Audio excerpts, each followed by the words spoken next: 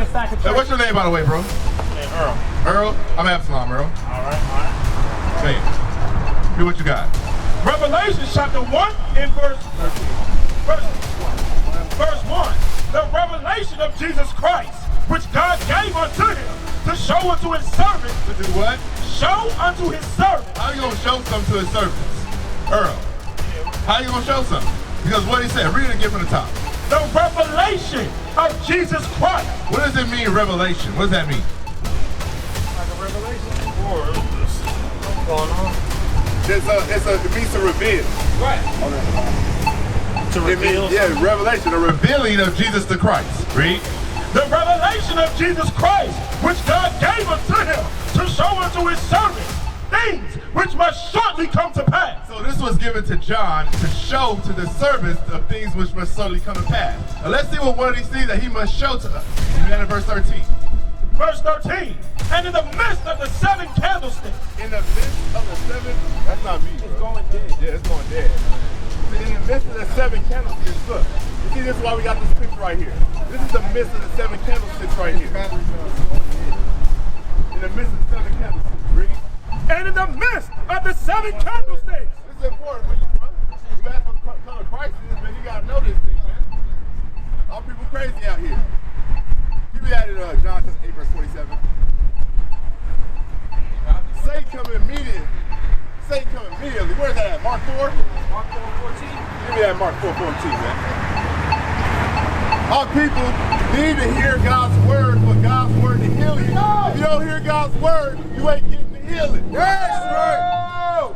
But as soon as we start teaching our people, start bringing them to the awareness of who they are and who their God is, here comes Satan. Read what you got. This is the book of Mark, chapter 4 and verse 14. The sower soweth the word, and these are laid by the wayside, where the word is sown. But when they have heard, Satan cometh immediately and taketh away the word that was sown in their heart. So as soon as the word begins to be sown into the minds of our people, here comes Satan with something more important to do. Here comes Satan with something more telling to do right now. No, it ain't nothing more important than you learning who you are. You don't even know what color Christ is. You say you don't even believe in God. See, now you gotta go. So now deal with me, bro. Earl, you want to know what color Christ is, right? Yeah, you gave me a little bit of knowledge. I just need to get. You didn't get no knowledge at all. We read one verse to talk about the revealing, and you haven't even heard nothing. I'm gonna get back with y'all. I got one. I got it. I'm gonna come back.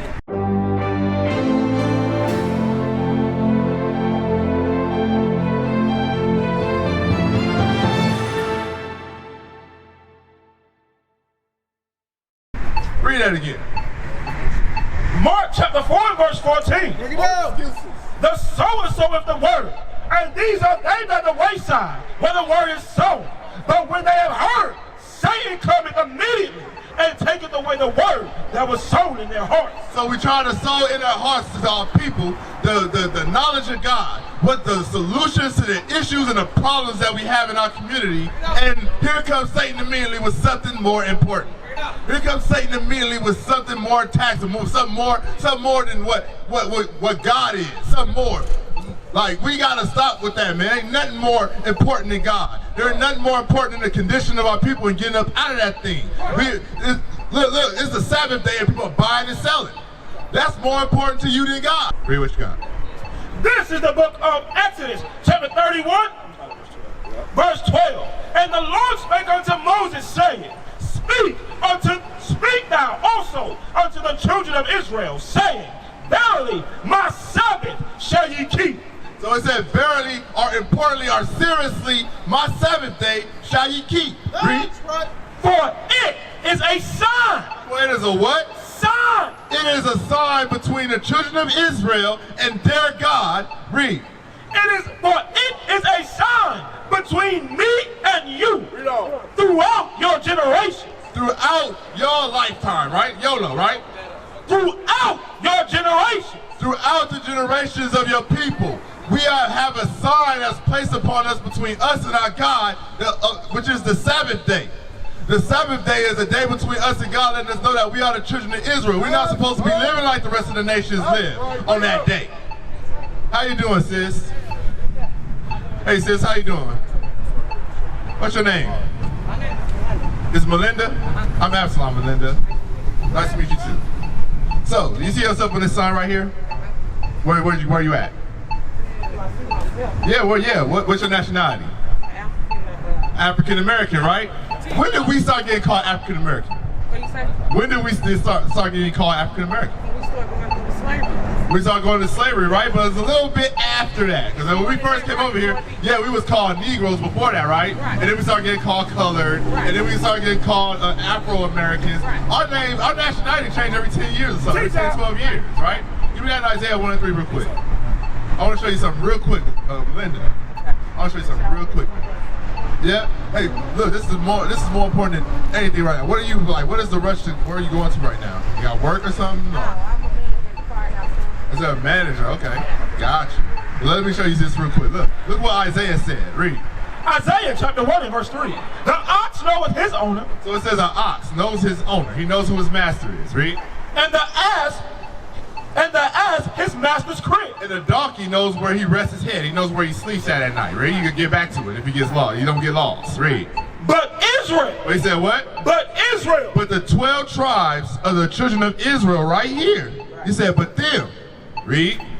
Doth not know. He said we don't know our master and we don't know where we're supposed to rest our head. Bring it out. Where are we from? Bring it out. Bring it out. Bring it out. Right. Yeah, where are we from? Are we from the west coast of Africa? Is that where we from? I will tell you, we're not originally from the west coast of Africa. You give me that in Galatians chapter 4? I want to show you something. I want to show you something where we're actually from. But we're not originally from the west coast of Africa. We were chased down there. Bring it out. We were chased down to the west coast of Africa from this place right here. Read what you got. Galatians chapter 4 and verse 26. But Jerusalem, which is above, is free, which is the mother of us all. It's that all life stems from Jerusalem. So Jerusalem is the mother of all of us. That's where we really originally came from, and that's where we originally rested our head. But they said that we wasn't going to know. Go back to Isaiah chapter 1. Read. Isaiah chapter 1 and verse 3. The ox knoweth his owner, and the ass his master's crib. But Israel doth not know. My people doth not consider. So it says the children of Israel don't know, and we don't even consider. Like I just asked you, have you ever really thought about like where are we originally from? What were we called before those slave ships? Bring it up. What happened to that? Bring it up. When you fill out the application, you put African American. It is what it is. That's what you told me to do, right? So you said the children of Israel. That's a sign for the children of Israel that we wouldn't even consider who we are or where we come from. Yeah, we wouldn't even think about it because everything they told us, we just go with it. We just follow that thing, right? Give me that in Jeremiah chapter 17, verse 4. But us not following the law, statutes, and commandments of our God, we lost everything. Right. Not just where we lived at, but our names, our heritage, the things that we did, the foods that we ate. We lost all of that. We did all this. Right. We built all this off of slavery. Yes. We did all this. Right. Read. Jeremiah chapter 17 and verse 4. Bring it out. And now, even thyself shall discontinue from now. So God said we're going to discontinue. What does it mean to discontinue? To discontinue means to be cut off, to stop. Read. And thou, even thyself, shall discontinue from thine heritage. So what is a heritage? Read a little slow. I'm learning. So you don't know what a heritage is? What is an inheritance? Okay, so heritage and inheritance, all these things are things that are passed down throughout the generations. Like you see with the Arabs, right?